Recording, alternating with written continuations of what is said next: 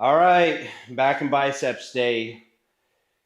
Try to shake things up here, do it a little bit different. We're going to start off doing some eccentric training with pull-ups.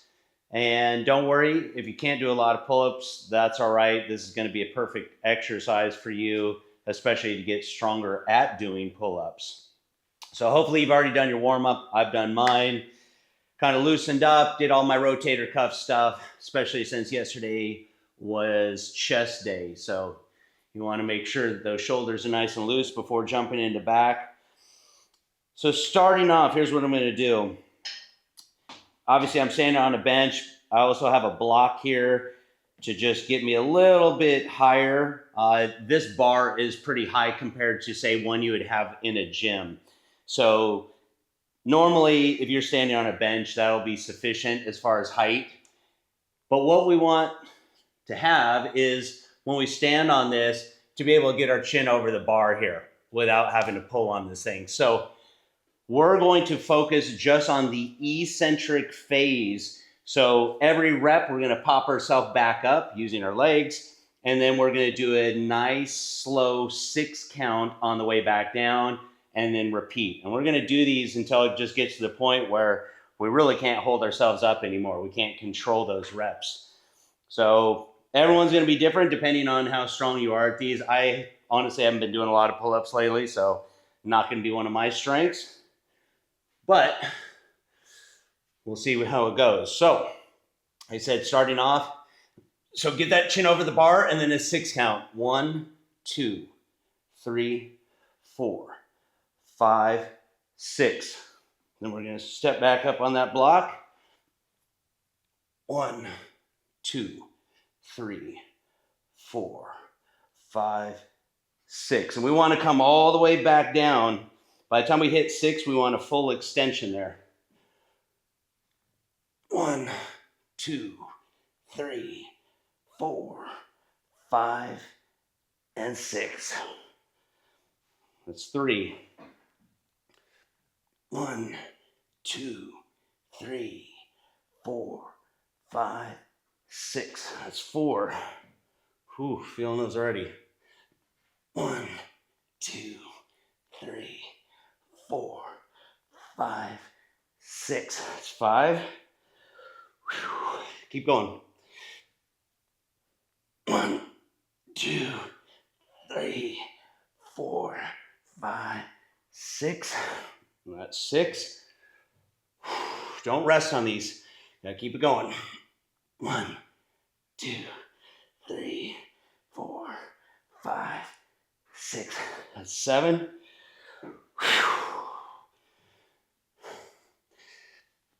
1, 2, 3, 4, 5, 6. That's 8.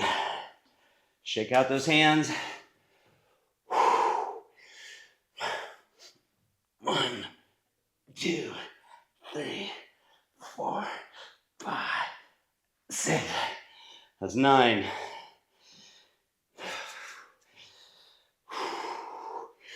Here we go. 1, 2, 3, 4, 5, 6. That's 10. Got a few more in me. If you have to, shake it off for a second and keep going. Even if you don't get as many reps, maybe you might get more, but just keep it going. 1, 2, 3, 4, 5, 6. I'm gonna go a little wider with my grip here. Narrow grip, I feel like I end up using a lot of biceps.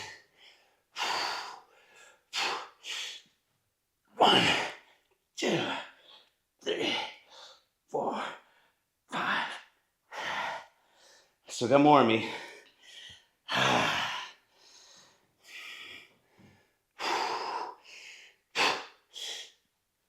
1, 2, 3, 4, 5. All right, this last one I'm going to do, I'm going to hold up top as long as I can. And I'll just kind of gradually go down, not based on a rep count, but just based on my energy, how long I can hold it. Here we go.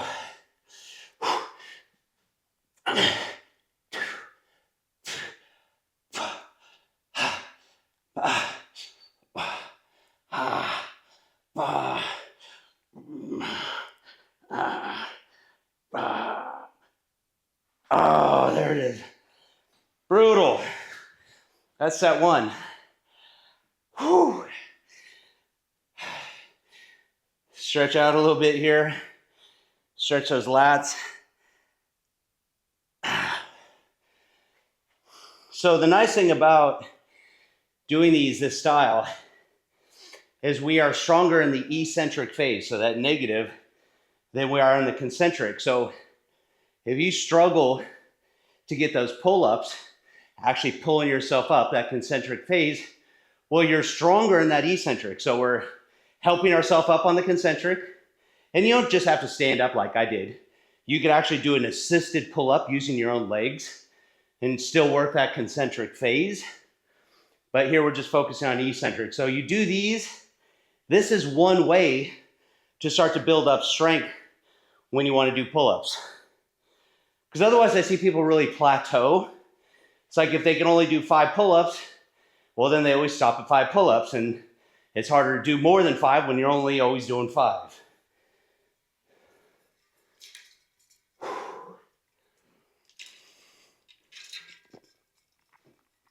You know what else?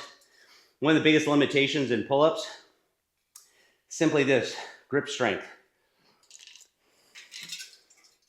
So at carnivals always have that challenge, hang on the bar for 2 minutes, because it's hard. So it's gonna help you, work on a little bit of grip strength as well. Which, by the way, if you wanted to, let's say that really was a major limiting factor for you and your grip was fatiguing far faster than your back, like you're wanting to let go because of your grip strength, that's where you could use some lifting straps. I'm actually looking for my other one here. There it is. It's a brand, friends with the owner, Punisher. I think if you go to their website, I have a promo right now where you get free shipping, 30% off. I want to say it's promo code is Punisher30, I believe. I'll double check on that though. If I remember, I'll drop that in the description. I like supporting these guys. Good people. So, that's all we have to do. Come over here, lock our wrist straps in.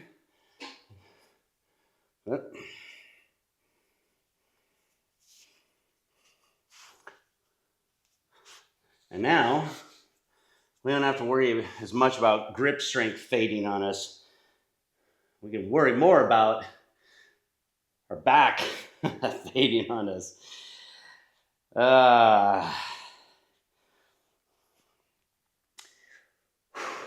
Stalling here. All right. Same thing. Flip that switch. 1, 2, 3, 4, 5, 6.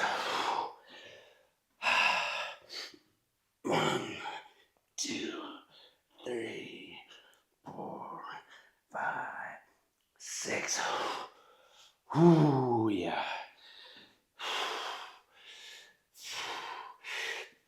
1, 2, 3, 4, 5, 6.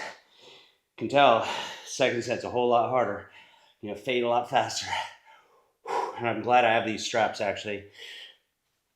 1, 2, 3, 4, 5, 6. All right. This last one, I can already tell at that point. So I'm just going to try to hold this one at the top as long as I can.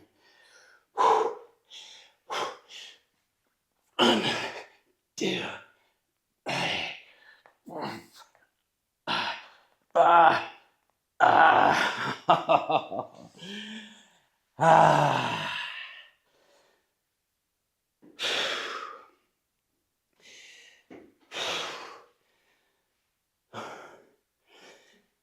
Ooh. I hear a lot of people talk about don't use wrist straps, they'll lead to a weak grip. It's fucking retarded.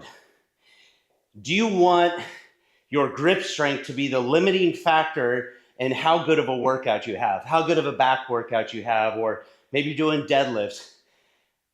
Trust me, you doing deadlifts, you talk about the strength of your quads, your glutes, your hamstrings, your back, in comparison to your grip strength. Come on. It just makes absolutely no sense.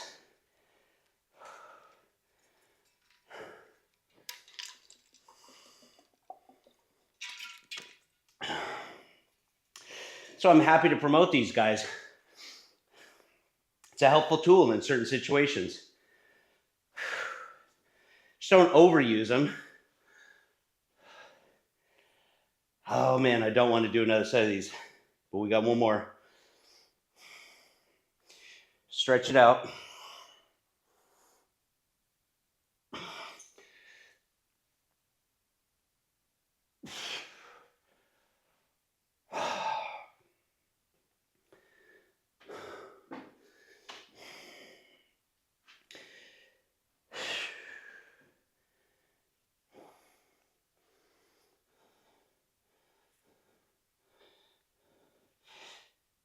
When you're using straps, you definitely want to snug them up.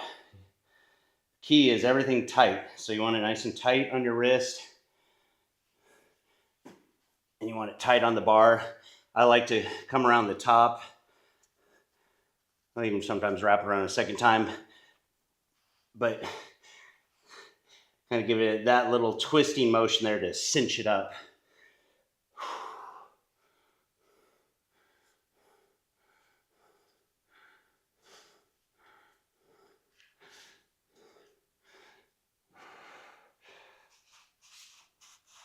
Work it out toward the outside here. All right.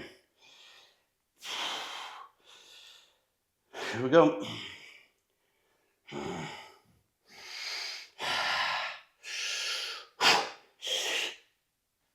1, 2, 3, 4, 5, 6. 1, 2, 3, 4, 5, 6. Ooh.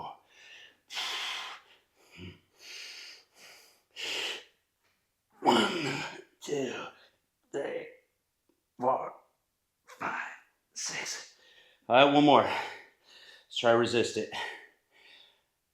Even with the straps, my grip is fading on me.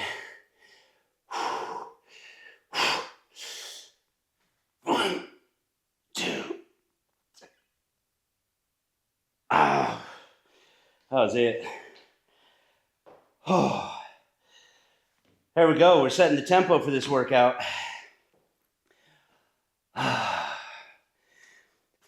Now, I'm going to keep these handy because I actually think these are a great tool also for mind-muscle connection. What I found for myself over time is when all my attention goes into my grip, let's say I start to feel like my grip is fading and my hands are burning, then all my attention ends up going into my hands. And the more attention I put into the hands, the more I have a tendency to focus on them and pull with the hands, when instead I should be focusing on elbows, either driving those elbows back for rows or driving those elbows down for a pull-up or for a pull-down. So when they use the straps, takes the focus off the hands, puts in the elbow where it should be, and getting a better, stronger contraction in the lats.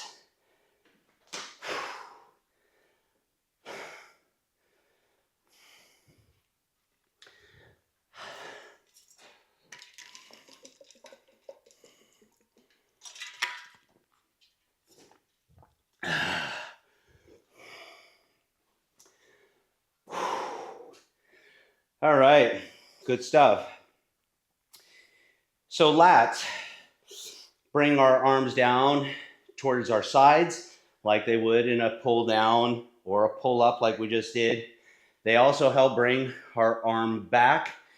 So when I do my rows, I'm not thinking about hands like I talked about, pulling my hands close to my chest. I'm thinking about driving those elbows back, and it's not this linear motion.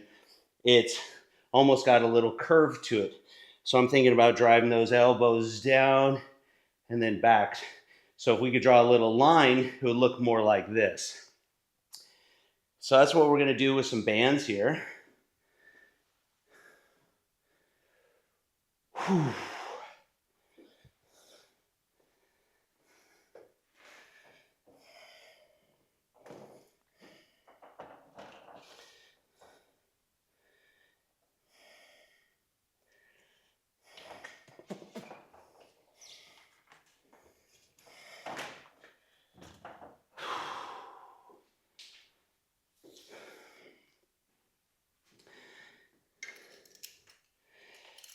So I'm going to use, this is the Undersun Universal Anchor.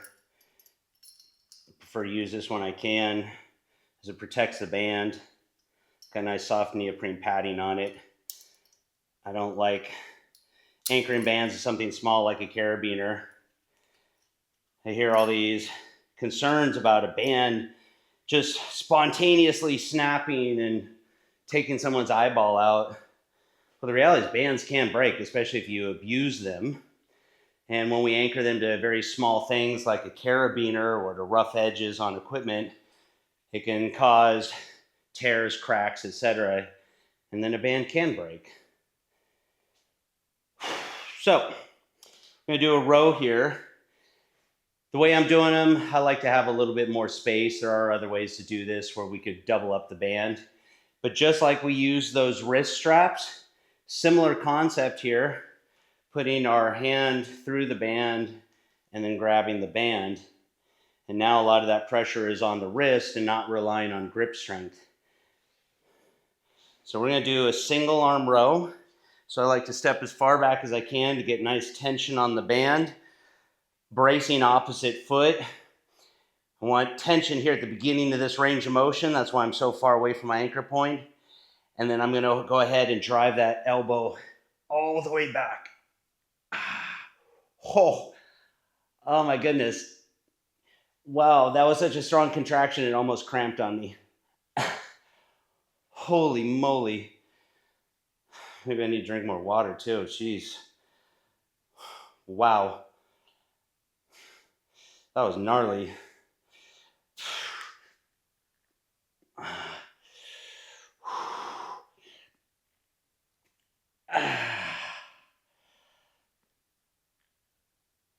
You know, so I have my hand under here. I'm feeling the lat. Trying to really zero in on that contraction, get that mind-muscle connection. Because it'd be really easy here to pull with the biceps. So again, don't think about pulling your hand back. Think about driving your elbow back.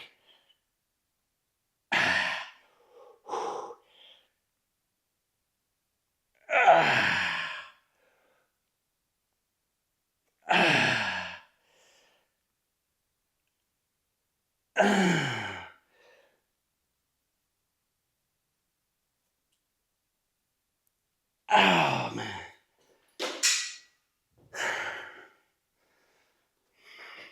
Short rest. I got to go right back to it the other side. We don't want to take long rest periods between the right side and left side. Just slows down our workout. And besides, this left arm's been resting this whole time.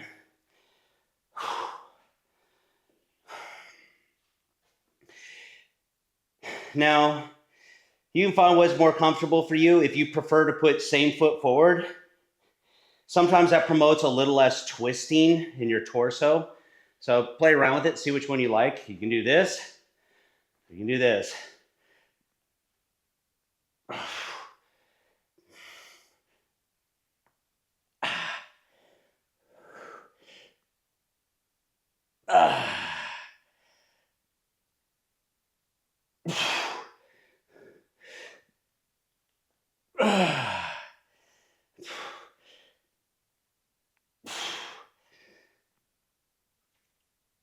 8,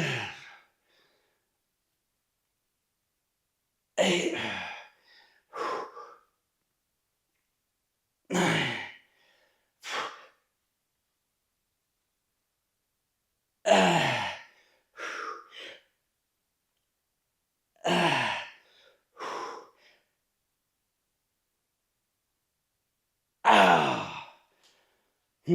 So if I were to compare and contrast that foot position, I would say that opposite foot to hand makes you engage your core more.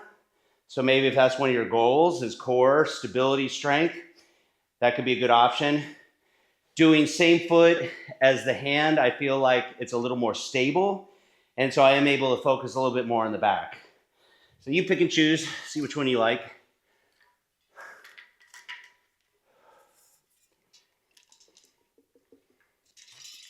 Probably else comes down to goals. If maybe sports performance is one of your goals, you might opt for the option that is more unstable and forcing you to engage the core more.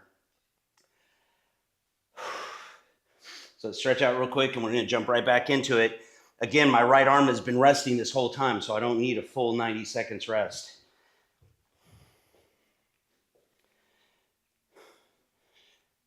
Say this a lot, but when you're doing unilateral work, one arm at a time or one leg at a time, the downside is it takes up more time.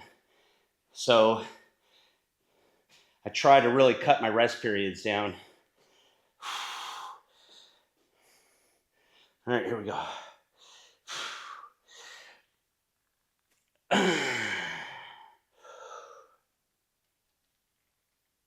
Really focus on driving that elbow as far back as you can. So we don't want to stop here. Keep going, keep going, keep going, keep going. Almost try to touch your palm to your side. Oh,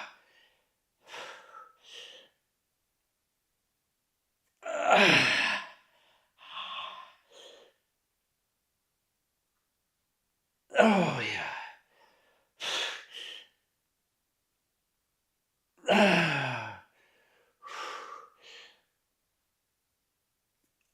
That's 8. Let me get 4 more good ones. 9. Drive that elbow.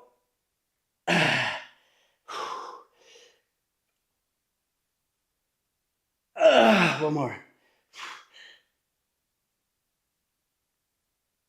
Oh. I think you'll find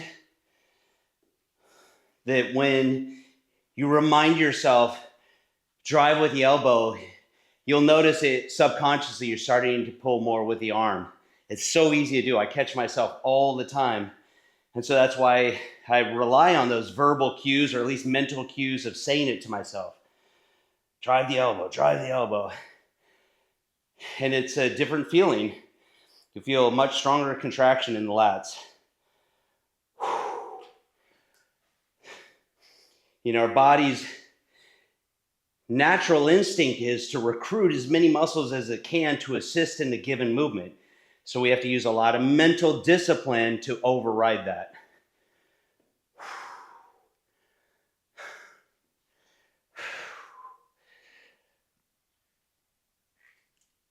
Oh, that's good contraction. Get that little extra range of motion, makes all the difference.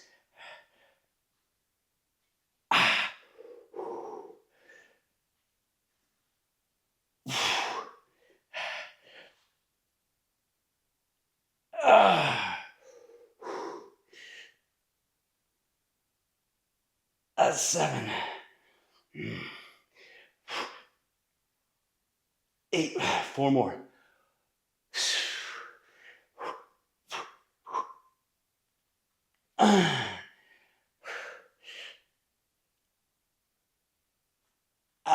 10. 2 more. 1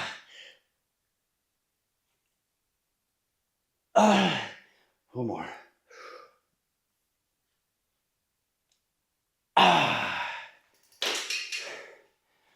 So I think everyone has a different definition of what cheat reps are.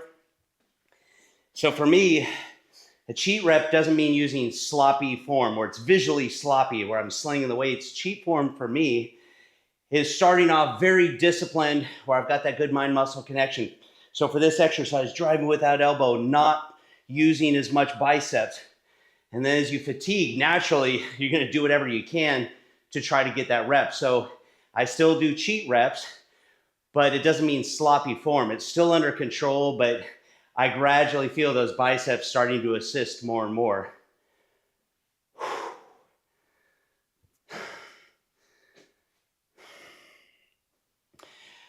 It's good. That's set 2. I'm gonna jump right back into this. Let's knock this out, get it done.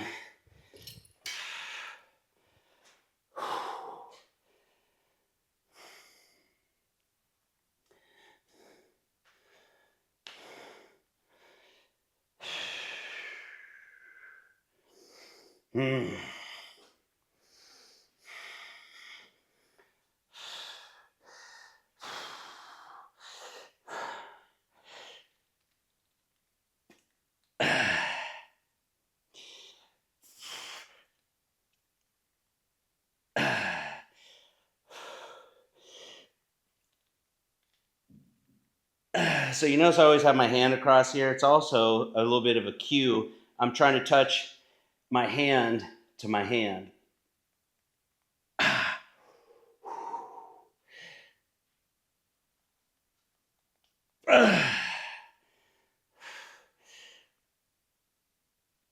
Set 6. Still feel like I'm disciplined. It's driving that elbow. 7.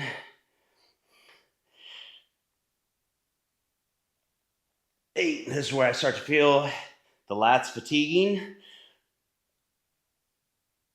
9, and gradually each rep, I feel like a little more biceps are coming into it.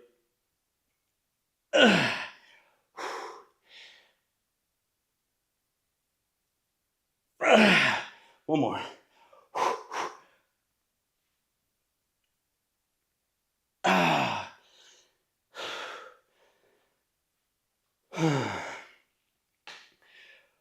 Good stuff. I also like to keep the tempo higher or faster, lower rep speeds. You get a better pump doing that.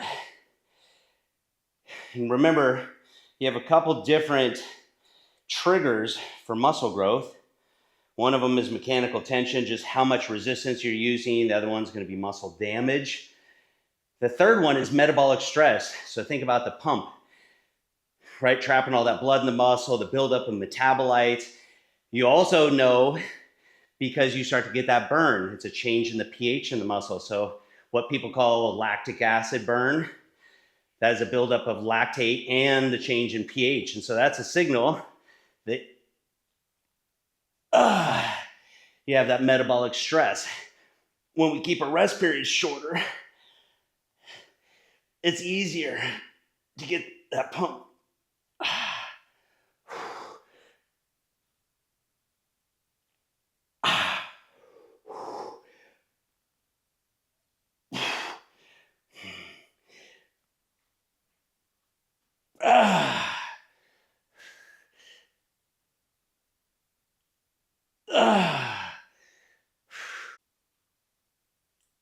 Hey, shit.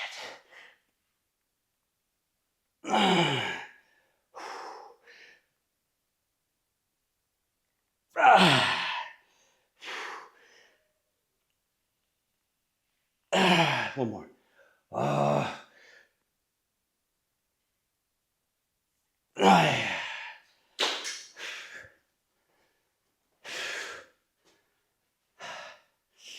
It's good stuff.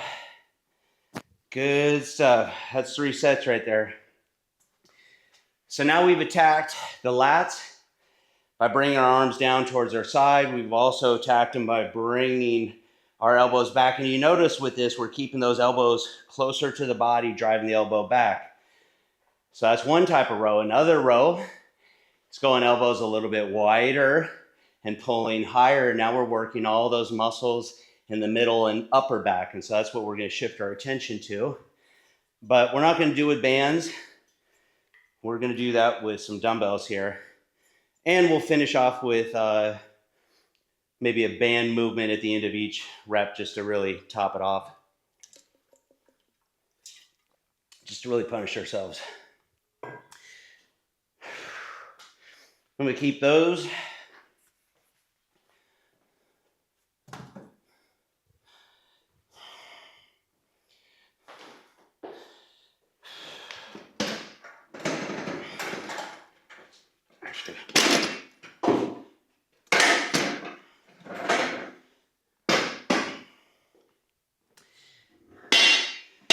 So I'm only bringing this up high enough where when I hold the dumbbells, I'm not hitting the ground. So I'm going to come up one more notch because otherwise I'm going to hit this bench. I won't be able to get a full extension.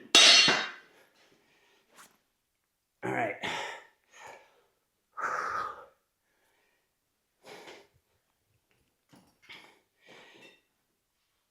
So with these, like I said, we're going out wider with the dumbbell, and instead of coming low, now keeping everything in line, I would say the elbows are just a little behind the shoulder. What I mean by that, they're not in line up here. This would be very awkward, probably would hurt my shoulder. So it's right about here. And what we want to focus on as we do this is not just driving that elbow backward, but I want you to go ahead and think about squeezing your shoulder blades or your scapula together as you do this. Matter of fact, you could even think about initiating the movement that way. It's this right here. Notice my arms aren't moving. Well, they are moving, but they're not moving at the elbow. This is all just movement at the scapula. So initiate by squeezing the shoulder blades together and then driving those elbows back. And I'm keeping the straps, not because I'm using heavy weight, but I'm doing it more for the mind-muscle connection so I don't focus on my hands or my grip at all. And I can put my attention to those two things we just talked about, which is A, initiating at the scapula, and then B, following up with a movement at the elbow, and not focusing on pulling with the hand. So really, you could almost do these where they looked identical, but almost three distinct ways. I'll show you here. You tell me if you can pick up on the subtle differences between.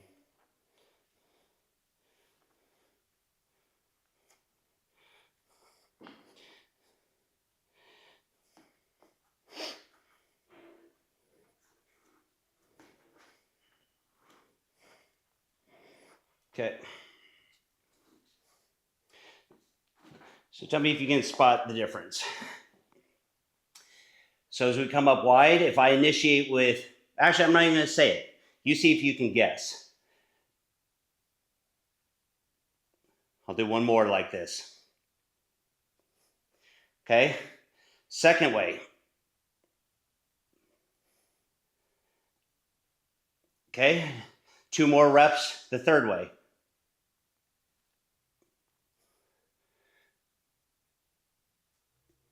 All very similar. So first one, initiating the movement at the hand, pulling the hands up first.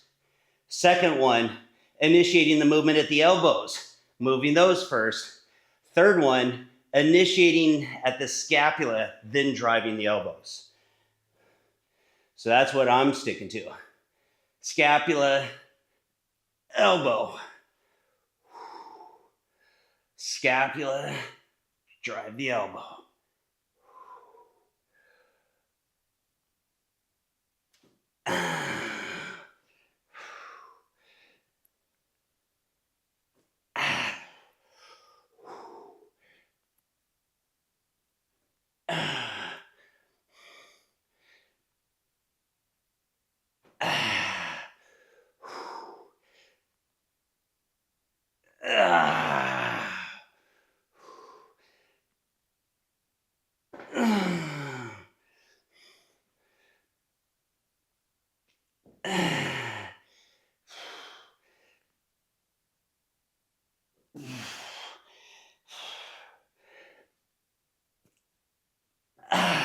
10.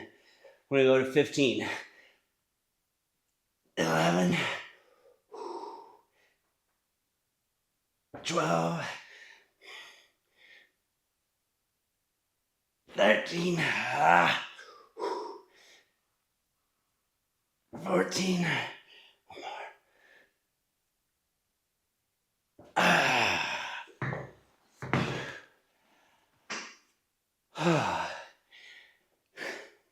So this isn't ego talking, but I can come over and do this movement with these dumbbells over here on the floor.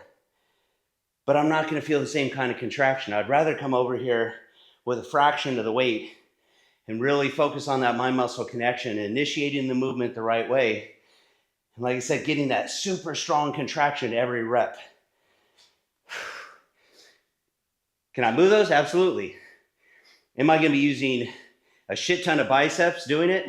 Absolutely. All right, so this was a little bit light. Sometimes I like to do that and do a few extra reps and really just feel it. And trust me, sometimes 15 reps with disciplined form is much harder, in my opinion, than doing 10 reps of super heavy weight, just because of that burn. So I'm gonna go up just a little bit in resistance.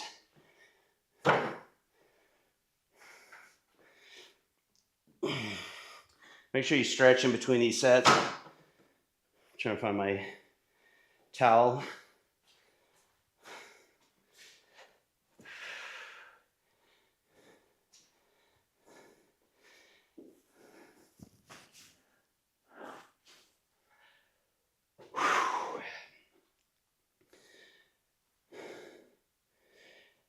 All right.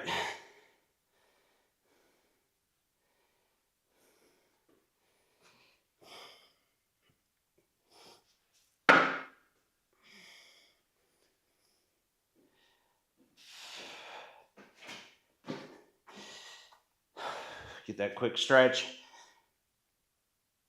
and we'll jump into it.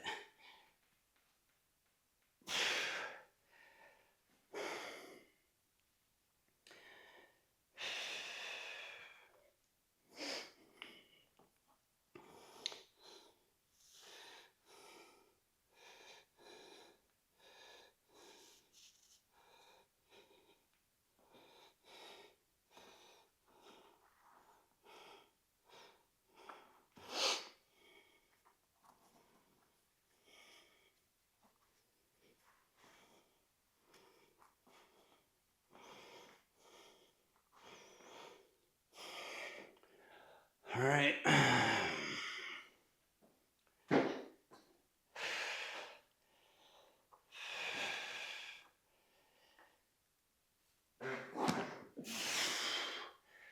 All right. Scapula first. Drive the elbows.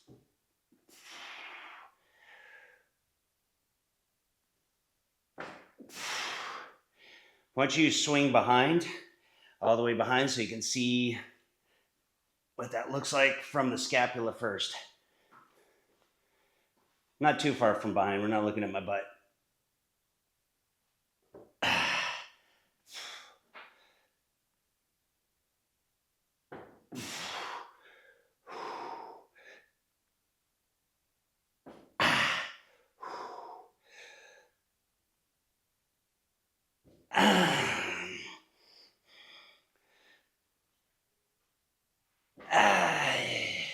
Notice how it squeezes the top, little isometric contraction right here. Control that weight.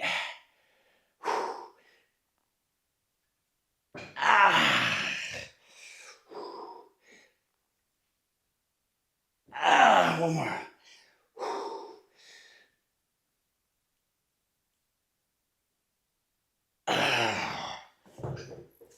Good stuff.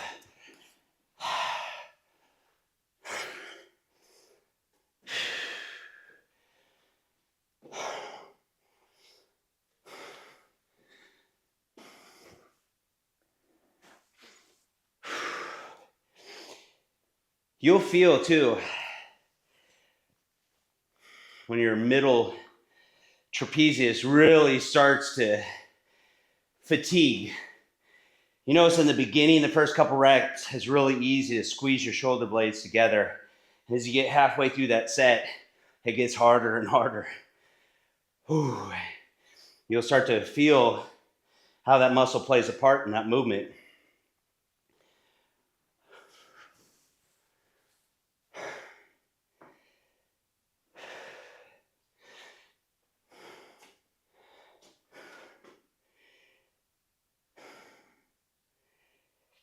Ooh, man.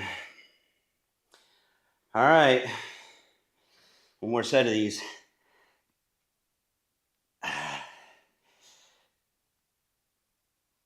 So we're going to knock this one out, and then we're going to transition into some biceps.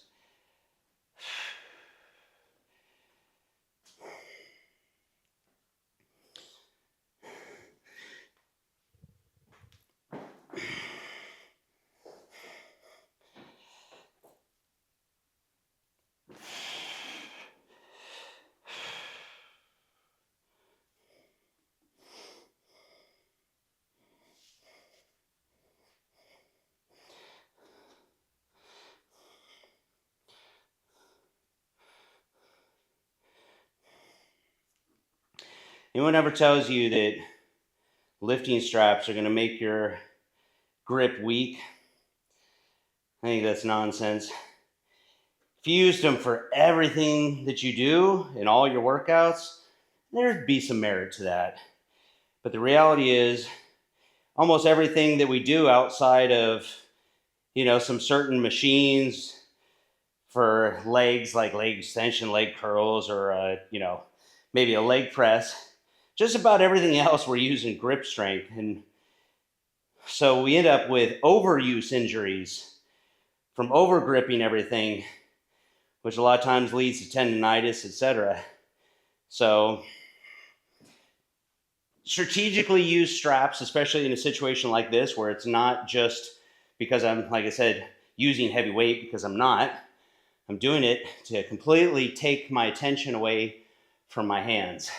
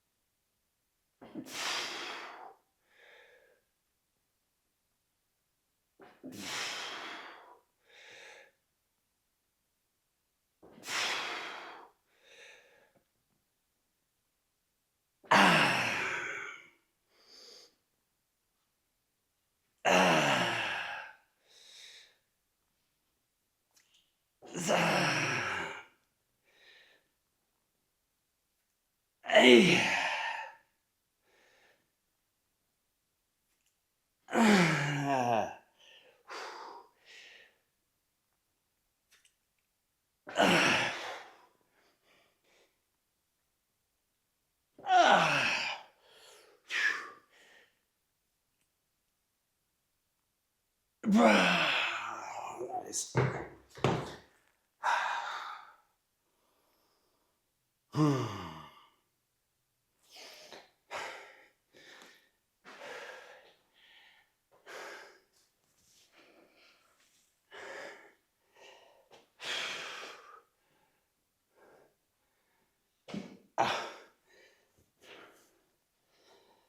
All right. We'll put this bench away. Actually, no, we're not. That was a lie. We're going to do a curl. It's basically a dumbbell spider curl. So just like a preacher bench puts our elbow out in front of us, similar here, but one of the great things about doing this, right here at the peak of the contraction, look at your plane of resistance, right? Which is this vertical plane created by gravity with weights. So even here at the peak of contraction, you almost have maximum resistance here, leverage working against you. So you've got a super strong contraction at the very top versus me standing up. By the time I get to the top, I'm kind of locked out here. So I don't have a lot of resistance at the peak of contraction in a standing biceps curl unless we come forward just a little bit. So this gives you really good resistance all the way through that range of motion.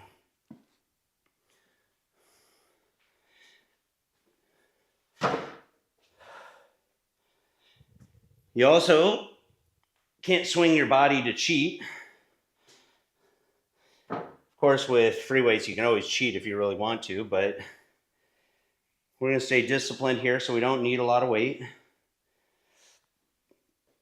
This is one example where we don't need these anymore.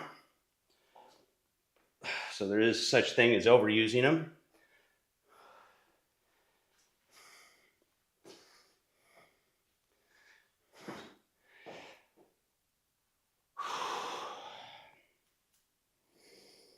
All right.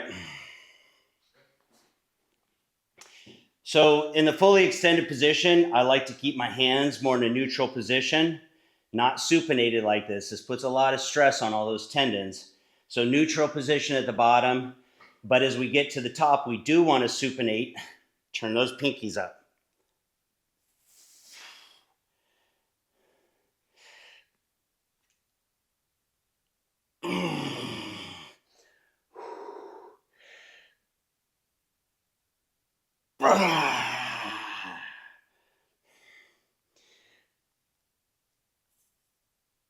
Notice that pause at the top? A little isometric contraction. Right there.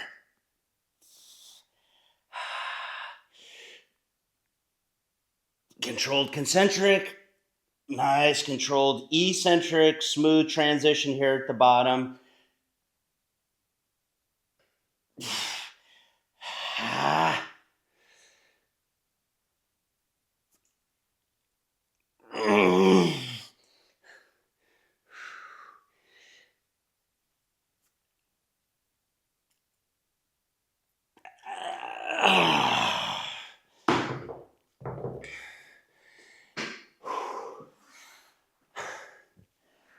Look, I have no problem with someone going as heavy as they can with control.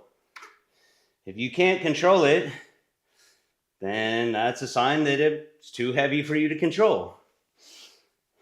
Pretty clear cut.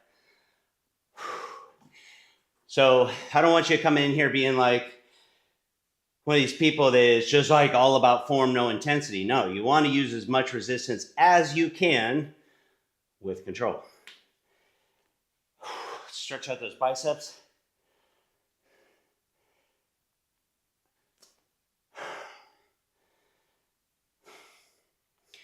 Got 2 more sets. Whew. Man, I was dragging my ass this morning to get this workout in, but now that I'm almost done, feeling pretty good. Isn't that the way that it usually goes? Even the workouts you don't want to do, by the time you're done, you're always glad you did. And one of the mental tricks I always try to use with myself, I know that if I do the workout, I'll always feel great after. And if I don't do it, I'll always be disappointed in myself. I always say it's one thing to disappoint other people, but man, it sucks when you disappoint yourself because you can't escape yourself. There's no hiding from it. If you disappoint someone else, you can hide from them. You can avoid them.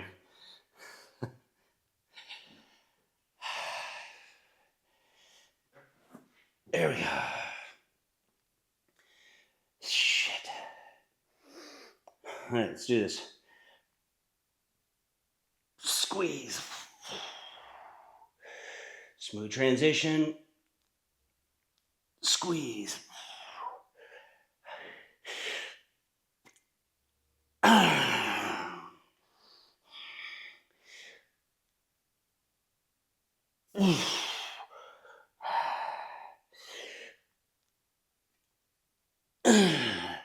It's 5. Gotta get at least 5 more.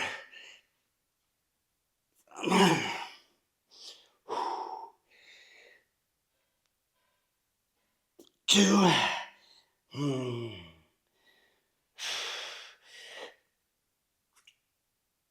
3,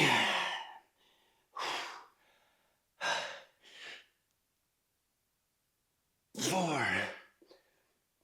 Oh man.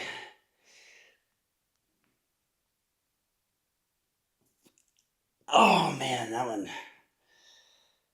definitely felt.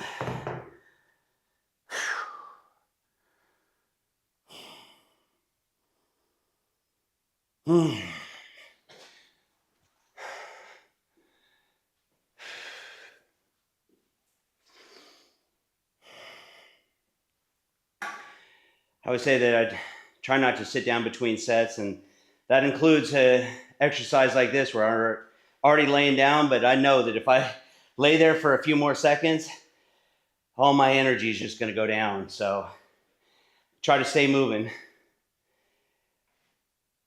Stay moving, keep that momentum.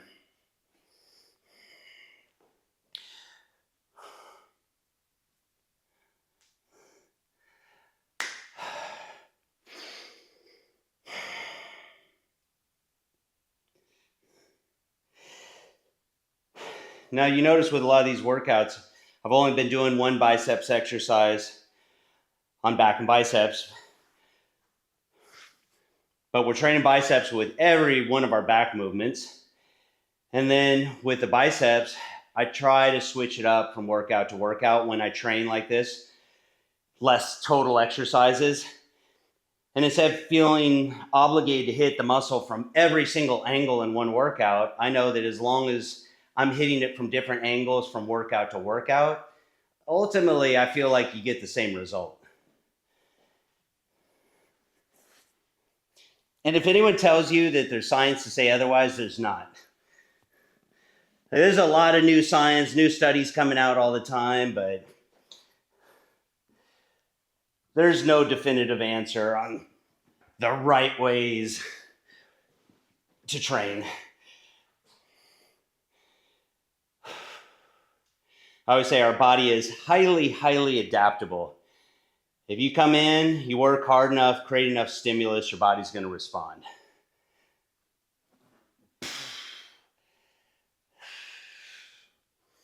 Here we go.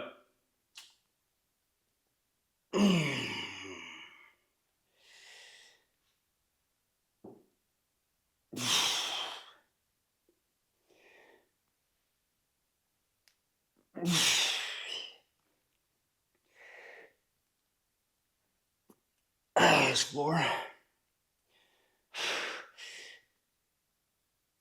5. Oh, this next 5 are going to suck. 1.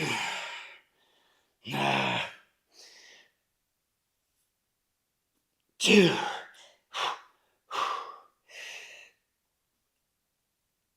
3.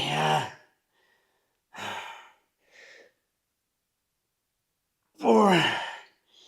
4.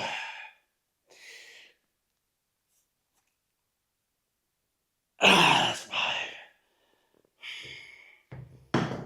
Oh, man.